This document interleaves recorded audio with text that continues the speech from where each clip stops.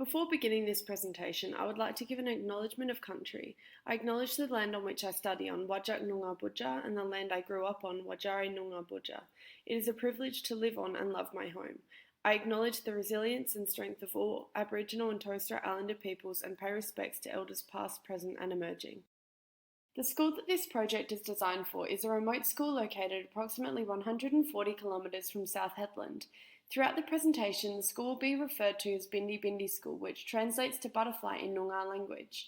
The school currently hosts around 29 students and 10 teachers and resides in a small community of around 200 to 300 people. The learning task explained throughout is an inquiry-based project that aims to assist in closing the gap between Indigenous and non-Indigenous educational attainment, specifically in literacy and numeracy.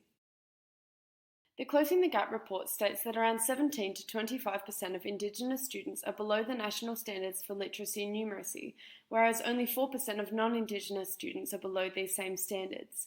However, NAPLAN participation for Indigenous students is much lower in remote Australia, as students may refrain from attending school on assessment day. For example, at Bindi School throughout 2018-2019, the attendance for the year was between 60 and 62%.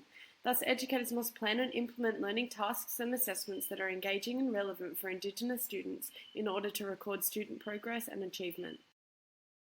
When planning for a project for Aboriginal and Torres Strait Islander learners, educators must consider the cultural and linguistic backgrounds of their students.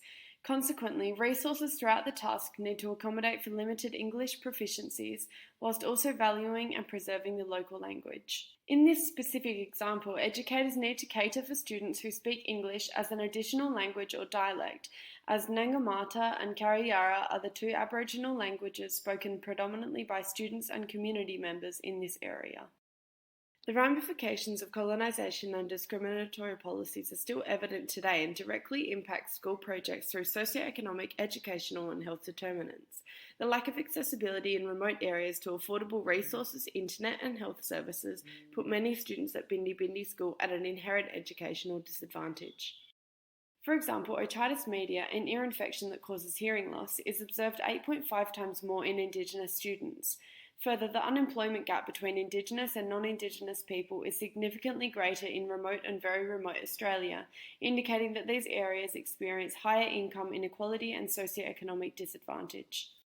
When considering the literacy and numeracy knowledge skills of Indigenous students, it is inaccurate to simply assume understanding in accordance to year level and curriculum descriptors. This is because the socioeconomic and health disadvantages are significantly detrimental to students' educational progress, and so many students may be working at a lower year level than their age.